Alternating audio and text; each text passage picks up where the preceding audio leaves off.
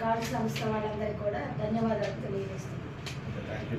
విద్యా విధానమే భవిష్యత్తు దళితుల యొక్క ఆర్థిక అభివృద్ధికి సామాజిక చైతన్యానికి పునాది కావాలని గురుకుల విద్య అనేది ఈ దేశంలో మొట్టమొదటిగా 87లో స్వర్గీయ ఎన్టీ రామారావు గారు స్థాపించినటువంటి సోషల్ గురుకుల పాఠశాలలు ఇప్పటికి కూడా ఈ రాష్ట్రంలో ఒక గొప్ప చారిత్రక సంస్కృతి సృష్టించిన వ్యవస్థ ఉంది.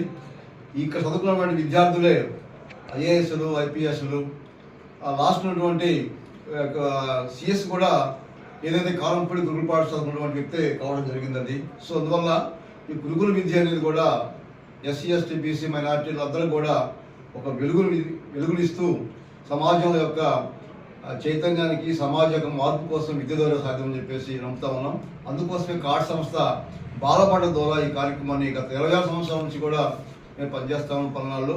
దానిలో భాగంగా ఈరోజు మరి మండల ఆఫీస్ ఎండిఓ గారి యొక్క సమక్షంలో మరి ఈరోజు గురుకుల పాఠశాల మోడల్ పేపర్ని ప్రారంభిస్తా ఉన్నాం.